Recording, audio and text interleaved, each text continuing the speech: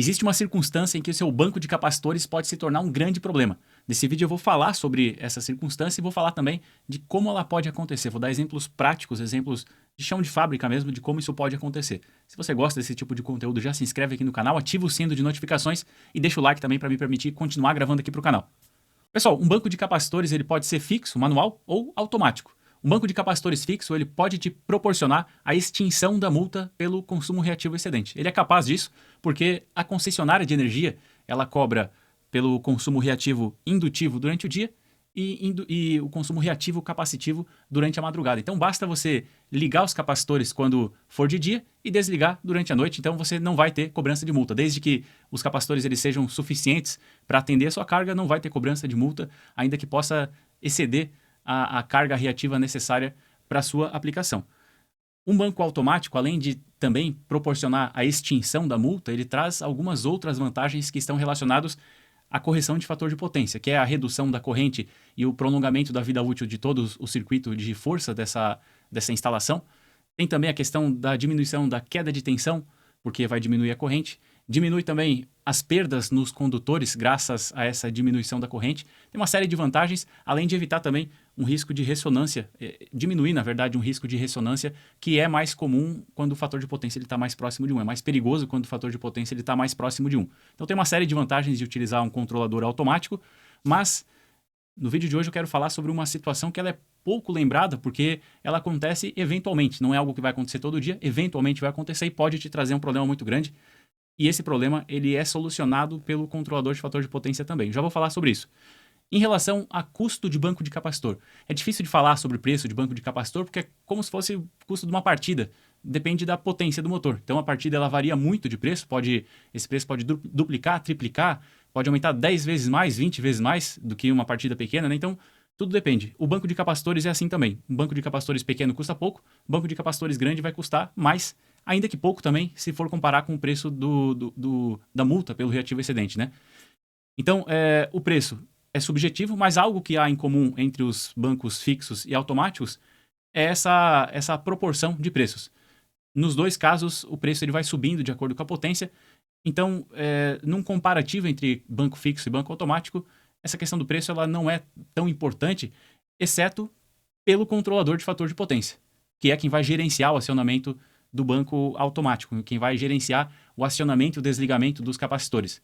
Então, basicamente, a diferença de preço de um banco automático para um banco fixo é o custo do controlador de fator de potência e também do transformador de corrente. Na linha de controladores de fator de potência da Brasiltec, os controladores, os modelos mais simples, que já vão atender perfeitamente a grande maioria das aplicações, eu acredito que mais de 90%, talvez 99% das aplicações são atendidas com esses controladores aqui, que são de 6 saídas ou 12 saídas, 220 ou 380 volts. E todos eles custam menos de R$1.000.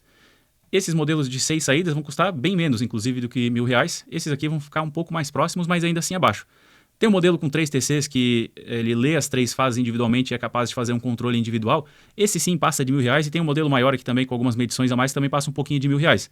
Mas os modelos aqui que vão atender as suas aplicações é menos de R$1.000 você consegue atender. Agora, qual que é a circunstância que eu citei no início do vídeo que pode transformar o seu banco de capacitores num grande problema? Ele acontece nos bancos fixos, mas não acontece nos bancos automáticos. Eu já vou explicar o porquê. A nossa tensão alternada, ela passa pelo positivo e também pelo negativo, e a média dessa a tensão RMS aqui, não é exatamente a média, mas é algo parecido com a média, pode ser 220, pode ser 380 e vai estar nesse nível aqui mais ou menos, né? Vamos supor que aqui seja 220. Então se aqui tem 220, aqui nesse pico nós temos 311 volts. Ficou bem feio, né? Mas vai dar para entender. Aqui eu estou falando também, né? 311 volts. Então, os capacitores, eles armazenam energia e devolvem para o sistema, né? Quando são alimentados com tensão alternada. Eu vou desenhar um monofásico aqui, mas a gente considera o princípio de funcionamento é o mesmo para um trifásico. Isso aqui é um capacitor que os terminais de alimentação, se eventualmente nós tivermos uma interrupção do circuito desse capacitor aqui, ele vai ficar alimentado com positivo em um lado e negativo do outro, a não ser que esteja passando exatamente pelo zero, mas seria uma coincidência tremenda, né? Geralmente nós vamos ter uma tensão armazenada aqui nesse capacitor e dependendo do ponto onde foi interrompida a alimentação, onde esse capacitor foi desconectado, pode ser até no pico aqui, que é maior do que a tensão RMS, né? Nós temos 311 aqui nesse caso, então nós podemos ter a tensão bem alta aqui nesse capacitor. Agora, esse capacitor aqui ele foi desconectado e imediatamente depois ele acabou sendo conectado de novo. O que pode acontecer? Nós temos aqui um dos conectores com positivo e outro com negativo. O que pode acontecer no momento de uma conexão novamente desse capacitor à rede elétrica, essa polaridade é que ela vai estar em outro ponto. Pode ser que ainda seja positivo, pode ser que seja negativo até, mas haverá uma diferença de potencial, que no extremo poderia ser toda essa diferença aqui, que vai dar 622 volts. E esse capacitor, no caso de alimentação com outro nível de tensão, ainda que não haja inversão de polaridade, vocês podem concordar comigo que daqui até aqui, por exemplo, nós ainda assim temos uma tensão significativa. Então, no momento da alimentação, ainda que seja com a mesma polaridade, nós teremos um fluxo de potência grande aqui para carga ou descarga desse capacitor. E quando isso acontece com polaridade inversa, pode chegar até a 622 volts e haverá um grande fluxo de potência, quase que um curto-circuito. Então, quando eu tiro a alimentação do capacitor e volto com a alimentação, pode acontecer de haver uma diferença de tensão muito grande, que vai causar um fluxo de potência muito grande, que é quase que um curto-circuito. Você já deve ter reparado que até tem um vídeo aqui falando sobre isso, ó. Esse tipo de contator aqui, às vezes você encontra com esse bloquinho aqui com defeito. Nesse vídeo, inclusive, eu expliquei o porquê isso acontece, mas basicamente esse bloquinho aqui ele fecha um pouquinho antes do contator, porque ele tem resistores em série. Isso aqui é resistor de pré-carga, não é descarga como alguns pensam, não é para descarga, é para pré-carga. Então, isso aqui serve para amortecer um pouco a corrente de enrush, que é a corrente no momento da alimentação do capacitor.